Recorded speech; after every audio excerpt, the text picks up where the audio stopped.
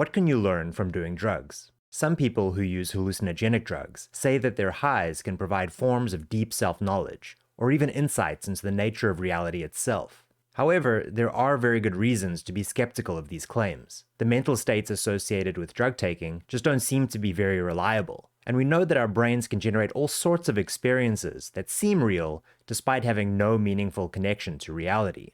And yet, there has been some recent philosophical work arguing that hallucinogenic drugs, also known as psychedelics, can not only help us to be better knowers, but can also give us direct evidence for certain beliefs. If that sounds interesting, then keep watching, because we're about to take a trip into the world of psychedelic epistemology. Okay, just to set the stage, there are two widely held but conflicting positions regarding psychedelics. On the one hand, there's the typical scientific view that although psychedelic experiences might have recreational or therapeutic value, they are nonetheless useless when it comes to acquiring knowledge. On the other hand, there's the spiritual, or what you might call New Age position. Members of this camp might claim that psychedelics grant special access to reality, to a universal consciousness, other dimensions, or stuff like that. What we're looking at is the potential for an alternative between these two positions, one that maintains a scientific worldview, but also establishes where and how psychedelic states could grant us real knowledge about how things are. So let's take a look at some candidates for what we could learn from psychedelics. First, we could say that drug taking helps us by fostering certain mental attitudes, like openness and humility, dispositions which double as epistemic virtues. Next, the therapeutic value of these drugs, like in the treatments of depression or PTSD, could also free us up to be better at knowing things. And finally, at the very least, tripping could just teach us the skills associated with being a more experienced tripper. So that's three possible ways that psychedelics could help us to be better at knowing stuff. There are still some reasons to be skeptical though. For a start, openness and humility could become vices if taken too far, and the therapeutic aspects could just be the results of comforting illusions. Also, these benefits seem a little trivial, like you could get them from any number of fun and healthy activities. In order for any of this to actually be interesting, we need something a bit stronger.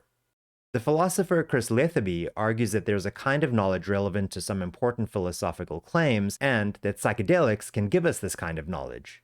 This type of knowledge is what philosophers call knowledge by acquaintance. To illustrate, consider this example. If you were in pain, how would you know that you were in pain? It seems simple. Having the experience of being in pain justifies knowing that you're in pain, and it's a form of justification that you and only you would have access to. That's knowledge by acquaintance, the kind of knowledge that comes from having a direct experience of something. It is difficult to say exactly what is different about knowledge by acquaintance, but it does seem like there is something a bit knowledgier about it. Take, for example, the difference between just knowing that you'll die someday in some abstract sense, as opposed to a full realization of that fact, one strong enough to actually affect your values and behavior. Often it takes an actual brush with death to achieve the latter. In other words, you have to become acquainted with the possibility of your own death in order for it to start looking like you actually believe it. So, getting back to the drugs. What is the knowledge by acquaintance that psychedelics could give us? Well, how about the claim that your sense of having a continuous and unified self is actually an illusion? Many philosophers believe this for good philosophical reasons, but to actually experience a drug-induced absence of self would amount to a direct acquaintance with the reason to accept that claim. In other words, the experience of losing your sense of self could count as direct evidence of an important fact about selves in general. At this point, I suspect that some of you might feel like you've been scammed. Hallucinogenic experiences give knowledge that your experiences could be a kind of hallucination? That seems a bit cheap.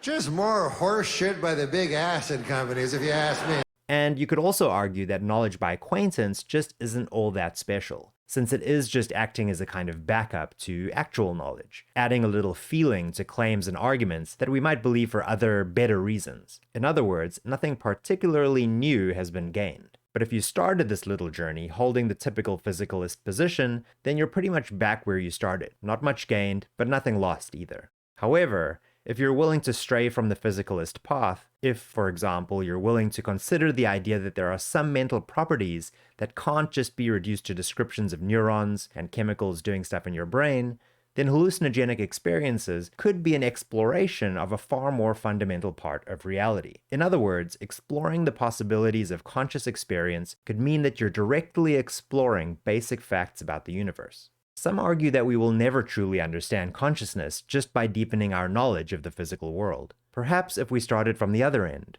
by directly exploring the possibilities and richness of conscious experience first, then could we end up with some radically different conclusions about the mind and its place in the world? And how would we pursue this while still recognizing the epistemic risks of hallucinogenic states? After all, people don't just experience weird stuff when they're high, they experience weird stuff that seems real and true. And this seems like a recipe for acquiring many false beliefs. People can also encounter certain experiences and feelings that are incredibly strong and even distressing. So does this mean that using these drugs should be restricted?